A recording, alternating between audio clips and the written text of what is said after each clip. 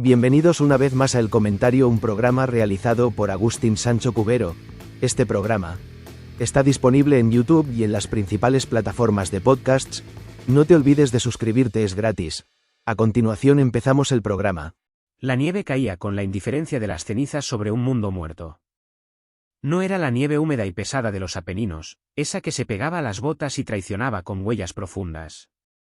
Esta era una nieve seca, polvorienta, que el viento del norte, la ciercera, barría de un lado a otro como si quisiera borrar el paisaje mismo. Al hombre que caminaba agachado entre los olivos muertos no le importaba el frío. El frío era un viejo conocido, un maestro serbio que le había enseñado a silenciar el cuerpo, a convertir la piel en corteza y la sangre en un fluido lento y espeso.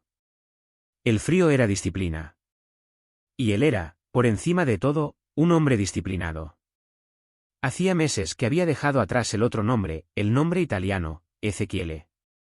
Un nombre suave, bíblico, una burla que se había permitido en los días de los pantanos y los arrozales. Ahora no era nadie, o mejor dicho, era solo una función. Era el que sobrevive. En Italia había cometido errores. El primero, la confianza. El segundo, la ira. Había dejado testigos, había dejado rastros, había permitido que el mundo exterior invadiera su santuario. El ruido de la prensa, las fotografías borrosas en los periódicos, el apodo absurdo que le habían puesto, Igor el ruso. Ni se llamaba Igor ni era ruso. Era serbio. Y su nombre real, Norbert Fehr, también era solo una etiqueta administrativa, un sonido que otros usaban para llamarlo. Él era la función. Había cruzado Europa como un fantasma. Milán, Ventimiglia, Marsella, Barcelona. Siempre en los márgenes, viajando de noche, comiendo lo que encontraba, durmiendo en cobertizos abandonados o bajo puentes helados. Había robado una bicicleta, luego otra. Había caminado cientos de kilómetros. Sus sentidos, afinados por años de entrenamiento militar y una vida de fugitivo, captaban el mundo de una forma que la gente normal no podía entender. Oía el crujido de una rama a 500 metros, olía el humo de una chimenea a 1 kilómetro, veía el movimiento de un ratón en la oscuridad total. Eligió Teruel por instinto. No miró un mapa buscando un lugar. Siguió el vacío. Desde Valencia, había sentido cómo la civilización se desvanecía, cómo las autopistas se convertían en carreteras nacionales y estás en caminos de tierra. Las luces de las ciudades se habían apagado detrás de él, reemplazadas por una oscuridad vasta y profunda. El Bajo Aragón. Un desierto de colinas bajas, campos de almendros y olivos, y pequeños pueblos que parecían fósiles de un tiempo pasado. Y silencio. Un silencio tan absoluto que podía oír sus propios pensamientos, algo que detestaba. Se instaló en la zona de Albalate del arzobispo. El lugar era perfecto. Estaba lleno de escondites. Cientos de pequeñas casas de campo, los llamados másicos o masadas, salpicaban el paisaje. La mayoría estaban abandonadas, víctimas del éxodo rural. Eran cáscaras vacías, monumentos a una vida que ya no existía. Para él, eran palacios. Tenían techos, aunque estuvieran agujereados. Tenían paredes que cortaban el viento. Tenían viejos colchones apolillados, restos de comida enlatada, herramientas. Durante semanas, vivió en ese paraíso desolado. Se movía solo de noche. Creó una red de escondites, un circuito de másicos que visitaba en rotación. Robaba lo esencial. Un poco de gasol de un tractor, una botella de butano, latas de sardinas, vino, ropa de trabajo. Era meticuloso. Nunca forzaba una cerradura si podía encontrar una ventana abierta. Nunca dejaba un rastro evidente. Era un fantasma en la tierra olvidada. Los pocos agricultores que aún trabajaban esas tierras notaban cosas extrañas. Un candado movido. La sensación de que alguien había estado allí. Pero lo atribuían al viento, a los jóvenes del pueblo, a su propia memoria defectuosa. El frío se intensificó. Diciembre llegó con una helada que partía las piedras. El hombre necesitaba más. Necesitaba munición. Tenía armas, siempre tenía armas, pero la munición escaseaba. Sabía que los agricultores de la zona tenían escopetas, rifles de caza. El 5 de diciembre, la suerte, que había sido su aliada durante tanto tiempo, le dio un ligero traspié. Estaba dentro de un másico cerca de un lugar llamado El Saso. Había encontrado una caja de cartuchos y algo de comida. Estaba organizando sus cosas, limpiando su pistola con aceite de tractor, cuando oyó el motor de un coche. No era el sonido lejano de la carretera. Era cercano. Se detuvo justo afuera. 2 hombres. Vio sus siluetas a través de la ventana sucia. Hablaban en voz alta, quejándose del frío. Uno era mayor, el otro más joven. Eran civiles. Granjeros. Vio que el mayor se dirigía a la puerta. Llevaba una vara en la mano, no un arma. Norbert Fehr no pensó. Reaccionó. La función se activó.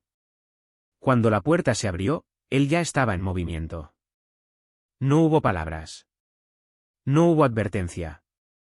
El hombre mayor, Manuel Marcuello, solo vio una sombra en la oscuridad del cobertizo antes de que el sonido del disparo le reventara los tímpanos. La bala le atravesó el brazo y el costado.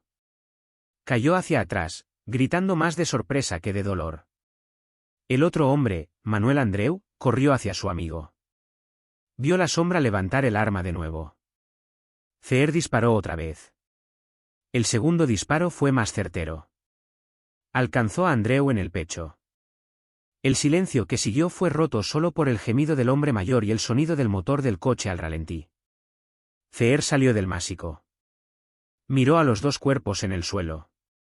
El mayor aún se movía. El más joven estaba quieto. No se acercó a rematarlos. No era necesario. Eran civiles, débiles. Sangraban. Morirían por el frío o por las heridas. Vio las llaves puestas en el coche. Consideró robarlo, pero no un coche era un objetivo. Una bicicleta era invisible. Cogió lo que necesitaba del másico, su mochila, y desapareció en la maleza. Pero Manuel Marcuello no murió. La adrenalina y el terror le dieron fuerzas. Se arrastró hasta el coche, logró meter a su amigo herido en el asiento del copiloto y condujo, con un brazo destrozado, los kilómetros que lo separaban del pueblo. La alerta se había dado. El fantasma había mostrado su rostro. La noticia corrió como pólvora helada por la comarca. Había un hombre armado en los montes.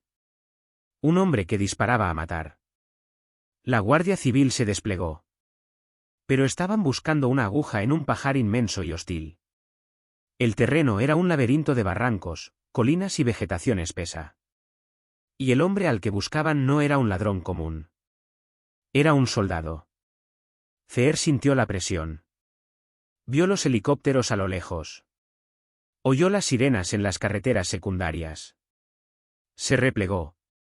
Se movió más profundo en el monte, a una zona que conocía bien. Sabía que tenía que esperar. Ellos tenían tecnología, tenían números. Pero él tenía paciencia y la voluntad de matar. Ellos tenían que tener suerte todo el tiempo. Él solo tenía que tenerla una vez. Pasaron 9 días. 9 días de tensión absoluta. La gente de Albalate, de Andorra, de Ariño, vivía con miedo. Los agricultores no salían a sus campos. Las calles de los pueblos se vaciaban al atardecer. La Guardia Civil peinaba el área sin descanso, encontrando pequeños rastros, un campamento improvisado, una lata de comida vacía, pero nunca al hombre. El 14 de diciembre, el frío era una cuchilla. José Luis Iranzo era un hombre de la tierra. Amaba ese paisaje árido que otros despreciaban. Era ganadero, sindicalista, un hombre bueno y querido por todos. Su padre tenía una masada en la zona de El Saso, no lejos de donde habían disparado a los 2 Manueles. José Luis estaba preocupado. Iba a ayudar a la Guardia Civil en lo que podía. Conocía cada camino, cada senda. Esa tarde, decidió ir a su másico a recoger unas cosas. Quizás también a echar un vistazo, a ver si notaba algo raro. Iba en su camioneta, una pick-up oscura. Llegó y vio algo que le heló la sangre. La puerta del másico estaba forzada. Sabía que no debía entrar. Llamó a la Guardia Civil. 2 agentes respondieron a la llamada. Víctor Romero y Víctor Jesús Caballero. Eran jóvenes. Uno de 30 años, el otro de 38. Pertenecían al equipo Roca, dedicado a investigar robos en el campo. Conocían el miedo que se había instalado en la comarca y estaban decididos a atrapar al responsable. Llegaron al másico de Iranzo cuando la luz del día moría. El crepúsculo en Teruel es breve y brutal. La oscuridad no cae, se abalanza. Se encontraron con José Luis. Hablaron. Decidieron entrar. Iranzo, valiente y conocedor del terreno, probablemente quiso acompañarlos, o al menos indicarles el lugar. Feer estaba dentro. Había llegado allí hacía horas. Estaba esperando. Había oído la camioneta de Iranzo. Había oído la llamada telefónica. Había oído el coche de la Guardia Civil. Estaba en la oscuridad, en su elemento. Era una trampa perfecta. No se sabe el orden exacto. No se sabe qué palabras se dijeron. Solo se sabe el resultado. Feer esperó a que estuvieran cerca. No usó la pistola. Usó un arma larga. Abrió fuego con una precisión militar. Disparó primero a José Luis Iranzo. El ganadero no tuvo ninguna oportunidad. Cayó junto a su camioneta, en la tierra que tanto amaba. Los 2 guardias civiles intentaron responder. Eran profesionales, pero se enfrentaban a algo para lo que no estaban preparados. No era un ladrón de gallinas. Era un asesino de combate. Feer se movió en la oscuridad, flanqueándolos. Los disparos resonaron en el valle, secos, terribles. Víctor Romero cayó. Víctor Jesús Caballero cayó. El asesino se aseguró de que estuvieran muertos. Les disparó varias veces, incluso cuando ya estaban en el suelo. ¿Disciplina? Sin testigos. Sin supervivientes. El silencio volvió a El Saso. Un silencio más pesado, manchado de sangre y pólvora. Feer actuó con rapidez. Les robó todo. Sus armas reglamentarias, las pistolas Beretta. Sus chalecos antibalas. Su munición. Y lo más importante, su vehículo. El coche patrulla, un Mitsubishi Pickup de color verde oscuro, era su pasaporte de salida. Arrancó el motor y se perdió en la red de caminos de tierra, dejando atrás los 3 cuerpos y el eco de una tragedia que marcaría a esa tierra para siempre. La alarma saltó de inmediato. Los agentes no respondían a la radio. El puesto de mando sabía que algo iba terriblemente mal. Cuando los refuerzos llegaron al másico de Iranzo, encontraron el horror. 3 hombres muertos. 2 de ellos, hermanos de armas. La noticia fue un mazazo. El operativo de búsqueda se convirtió en una cacería humana a una escala sin precedentes. Cientos de agentes, unidades especiales, helicópteros con cámaras térmicas. Cerraron las carreteras principales, establecieron controles en cada cruce. Pero el asesino tenía horas de ventaja y un vehículo oficial. Norbert Feer conducía por los caminos secundarios. Su plan era sencillo, llegar a la costa, a Castellón, y desaparecer de nuevo. Pero el destino, o quizás el exceso de confianza, intervino. En un camino rural cerca de Cantavieja, ya en la provincia de Castellón, perdió el control de la camioneta. Quizás por la velocidad, quizás por el hielo en la calzada. El Mitsubishi se salió del camino y volcó en un terraplén. Estaba herido. No de gravedad, pero aturdido. Salió del vehículo destrozado. Estaba en medio de la nada, de noche, con una temperatura bajo cero y el mayor despliegue policial de la década buscándolo. Cogió las armas y empezó a caminar. Pero el accidente había sido su error definitivo. Un conductor que pasó por allí vio el coche patrulla volcado y avisó a emergencias. La Guardia Civil supo de inmediato que el círculo se estaba cerrando. Concentraron todas sus fuerzas en esa área. A las 2:50 de la madrugada del 15 de diciembre, a pocos kilómetros del accidente, en el término de Mirambel, una patrulla lo vio.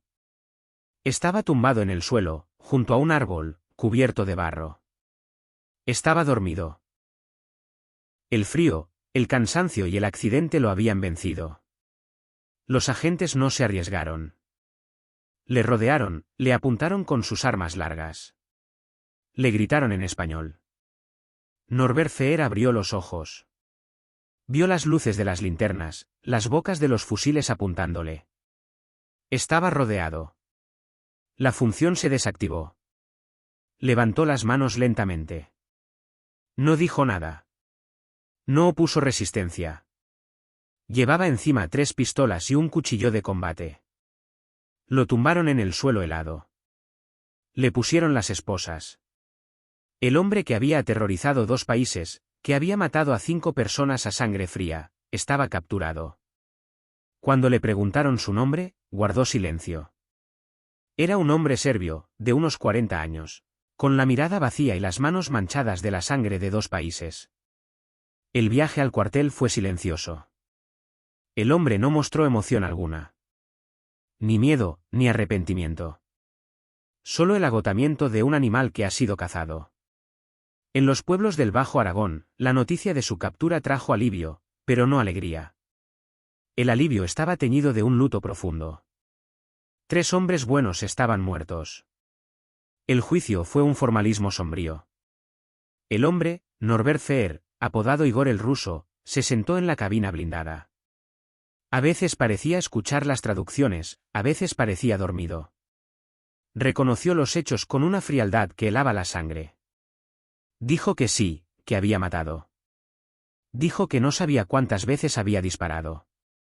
Dijo que en su mundo, o eras tú o eran ellos. Los psicólogos lo describieron como un psicópata, un hombre sin empatía, con una lógica interna moldeada por la guerra y la supervivencia extrema. Un soldado perdido que nunca había dejado de combatir. La sentencia fue la más dura posible. Prisión permanente revisable. La ley española intentando encontrar un castigo para un hombre que parecía estar más allá del castigo, más allá del remordimiento. Ahora vive en una celda de aislamiento. Pasa 23 horas al día solo. Dicen que lee la Biblia, que hace ejercicio. Sigue siendo disciplinado. El fantasma de los Apeninos, el asesino de Teruel, está enjaulado. Pero en las noches de invierno, cuando el Ciercera barre las colinas de Albalate y el frío se mete en los huesos, la gente de allí aún siente un escalofrío que no es solo por el clima.